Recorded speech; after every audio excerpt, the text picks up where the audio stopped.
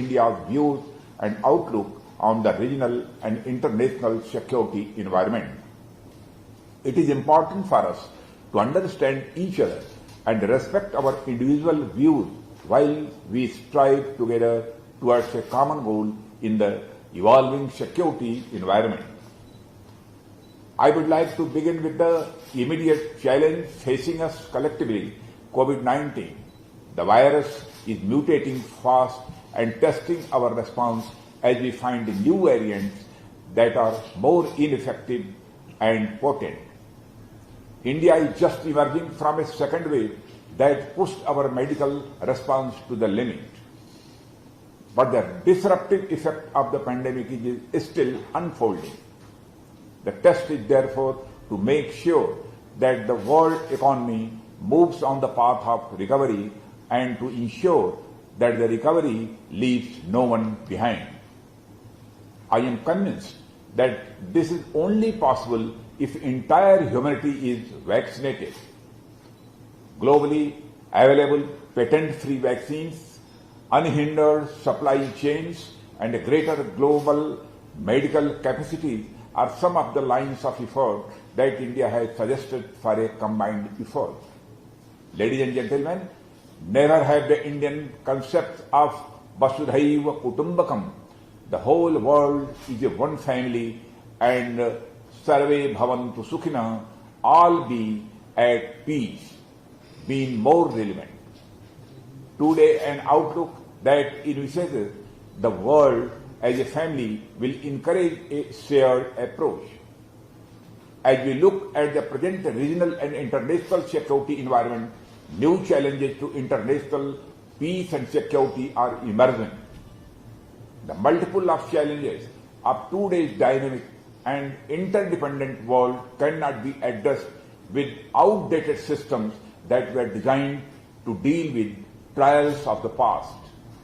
Ladies and gentlemen, India calls for a free, open, and inclusive order in the Indo-Pacific based upon respect for sovereignty and territorial integrity of nations, peaceful resolution of disputes through dialogue, and adherence to international rules and laws. India has strengthened its cooperative engagements in the Indo-Pacific based on converging visions and values for promotion of peace, stability, and prosperity in the region. Premised upon the centrality of ASEAN, India supports utilization of ASEAN-led mechanisms as important platform for implementation of our shared vision for the Indo-Pacific.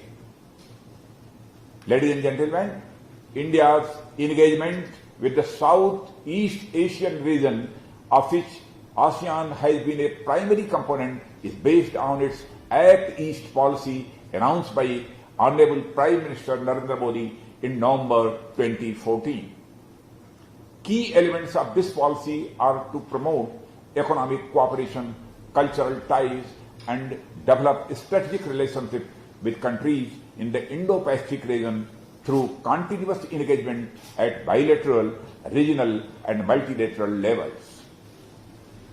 Maritime security challenges are another area of concern to India. The sea lanes of communication are critical for peace, stability, prosperity, and development of the Indo-Pacific region. In this regard, developments in the South China Sea have attracted attention in the region and beyond. India supports freedom of navigation, overflight, and unimpeded commerce in these international waterways. India hopes that the Code of Conduct negotiations will lead to outcomes that are in keeping with international law, including the UNCLOS, and do not prejudice the legitimate rights and interests of the nations that are not party to these discussions. Brothers and sisters, terrorism and radicalization are the gravest threats to peace and security that the world is facing today. India shares global concerns about terrorism and believes that in an era when networking amongst the terrorists is reaching alarming proportions, only through collective cooperation can the terror organizations and their networks be fully disrupted, the perpetrators identified and held accountable, and strong measures be undertaken against those who encourage, support and finance terrorism and provide a sanctuary to terrorists. As a member of the Financial Action Task Force, India remains committed to combat financing of terrorism. Cyber threats loom large, as demonstrated by incidents of the ransomware and Vanacry attacks and cryptocurrency thefts, and are a cause of concern. A multi-stakeholders approach guided by democratic values with a governance structure that is open and inclusive, and a secure, open and stable internet with due respect to sovereignty of countries would drive the future of cyberspace. Brothers and sisters, building upon our 2004 tsunami experience, India has undertaken a wide range of HADR operations. India has remained one of the first to respond in times of distress in the immediate as well as extended neighborhood of India. As a founding member of the heads of Asian Coast Guard agencies meeting, India seeks to enhance capacity building through collaboration in the areas of maritime, search and rescue. India shares a deep connect with ASEAN and has continued its active engagement in many areas contributing to regional peace and stability, particularly through ASEAN-led mechanisms such as East Asia Summit, ASEAN Regional Forum and ADMM Plus. The India-ASEAN strategic partnership has been strengthened by virtue of flourishing cultural and civilizational links and enhanced people-to-people cooperation.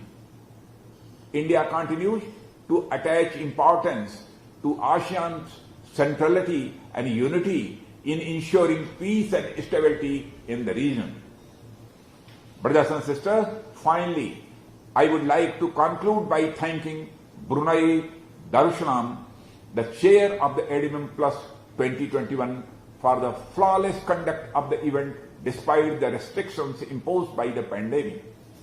I also thank all of you for a patient hearing.